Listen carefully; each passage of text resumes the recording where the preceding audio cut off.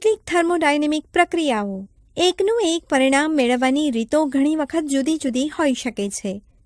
થર્મોડાયનેમિક્સમાં પણ કેટલીક વખત એકનું એક પરિણામ ઘણી રીતે મેળવી શકાય છે. જેમને નળાકાર અને હવાચુસ્ત ઘર્ષણ રહિત સરકતા પિસ્ટનની સંરચનામાં ભરેલા વાયુનું તાપમાન વધારવું હોય તો પિસ્ટન પર ઝડપથી દબાણ વધારી વાયુનું તાપમાન વધારી શકાય અથવા બહારથી જ્યોત વડે નળાકારને ગરમ કરી તેમાં રહેલા વાયુનું તાપમાન વધારી શકાય. આમ થર્મોડાયનેમિક્સમાં તંત્ર અને પરિસર વચ્ચે થતી આંતરક્રિયાઓ પરની શરતો ઘણી અગત્યની છે અને તેવી શરતો મુજબ તેને ચોક્કસ પ્રક્રિયા તરીકે ઓળખવામાં આવે છે. તો ચાલો આવી કેટલીક પ્રક્રિયાઓનો આપણે અભ્યાસ કરીએ. સમદાબ પ્રક્રિયા. જે પ્રક્રિયા દરમિયાન તંત્રનું દબાણ અચળ રહે છે તે પ્રક્રિયાને સમદાબ પ્રક્રિયા કહે છે. આ પ્રક્રિયા દરમિયાન તંત્રની થર્મોડાયનેમિક સંતુલન અવસ્થાઓ બદલાતી જશે. વચગાળાની સંતુલિત અવસ્થાઓ દરમિયાન તંત્રના થર્મોડાયનેમિક વિધેયોના ચોક્કસ મૂલ્યો અસ્તિત્વ ધરાવતા હોય છે. તે પરથી આ પ્રક્રિયા માટે P-V આલેખ દોરતા તે V અક્ષને સમાંતર સુરેખા મળશે. સમીકરણ 3 પરથી W સંકલન VI to VF PdV.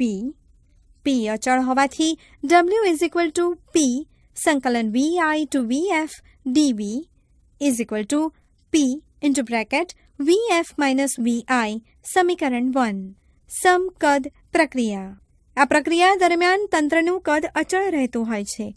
આવી પ્રક્રિયા દરમિયાન તંત્ર પર કે તંત્ર વડે કોઈ કાર્ય થતું ન હોવાથી થર્મોડાયનેમિક્સના પ્રથમ નિયમ મુજબ Q ડેલ્ટા E ઇન્ટરનલ થશે.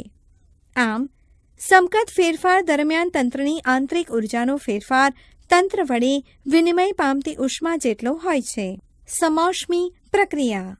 આવી પ્રક્રિયા દરમિયાન તંત્ર અને તેના પરિસર વચ્ચે ઉષ્મા ઉર્જાનો વિનિમય થતો હોતો નથી. આવી પ્રક્રિયા કરવા માટે પહેલું તંત્રની પરિસીમા ઉષ્માની અવાહક હોવી જોઈએ અથવા બીજું પ્રક્રિયા અત્યંત ઝડપથી થવી જોઈએ. ધ્વનિ તરંગોના પ્રસરણ દરમિયાન માધ્યમમાં સંઘનન અને વિઘનન રચવાની પ્રક્રિયા ઘણી ઝડપી હોવાથી તેને સમૌષ્મી ગણી શકાય. સાયકલમાં હવા પૂરવાનો પંપ ઝડપથી ચલાવતા શા માટે તે ગરમ થઈ જાય છે તેનો ખ્યાલ તમને હવે આવશે. સમૌષ્મી પ્રક્રિયા દરમિયાન ડેલ્ટા Q 0 હોવાથી થર્મોડાયનેમિક્સના પ્રથમ નિયમ મુજબ ડેલ્ટા E ઇન્ટરનલ -W થશે. એટલે કે જો તંત્ર વડે કાર્ય થતાં W > 0 તો તંત્રની આંતરિક ઉર્જામાં ઘટાડો થાય છે અને જો તંત્ર પર કાર્ય થાય તો તંત્રની આંતરિક ઉર્જામાં વધારો થાય છે. આદર્શ વાયુ માટે સમૌષ્મી પ્રક્રિયા દરમિયાન દબાણ અને કદ વચ્ચેનો સંબંધ આ પ્રમાણે છે. તારવણીની ચિંતા ભવિષ્ય પર છોડો. PV⁻γ અચળ, જ્યાં γ CP/CV. સમતાપી પ્રક્રિયા. જે થર્મોડાયનેમિક પ્રક્રિયા દરમિયાન તંત્રનું તાપમાન અચળ જળવાઈ રહેતું હોય તેવી પ્રક્રિયાને સમતાપી પ્રક્રિયા કહે છે. આદર્શ વાયુના સમતાપી વિસ્તરણ દરમિયાન થતું કાર્ય. ધારો કે μ આદર્શ વાયુનું કદ અચળ તાપમાને V1 માંથી વધીને V2 થાય છે. સમીકરણ 3 પરથી W સંકલન V1 to V2 PdV. આદર્શ વાયુના અવસ્થા સમીકરણ PV μRT પરથી P μRT/V. સમીકરણ 2 માટે W સંકલન V1 to V2 μRT/V dV μRT સંકલન V1 to V2 1/V dV. સમતાપી પ્રક્રિયામાં તાપમાન અચળ હોવાથી Tને સંકલનની નિશાનીની બહાર લીધેલ છે. μRT into bracket lnV V1 to V2 μRT into bracket lnV2 minus lnV1. માટે W μRT ln into bracket V2/V1. સમીકરણ 3. આદર્શ વાયુની આંતરિક ઉર્જા ફક્ત તાપમાન પર આધારિત હોવાથી સમતાપી ફેરફાર દરમિયાન આંતરિક ઉર્જાનો ફેરફાર શૂન્ય હોય છે.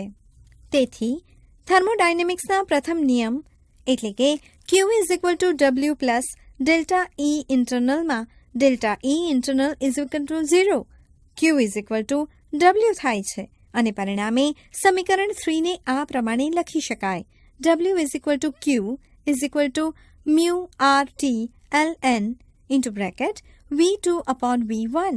સમીકરણ 4. ચક્રીય પ્રક્રિયા.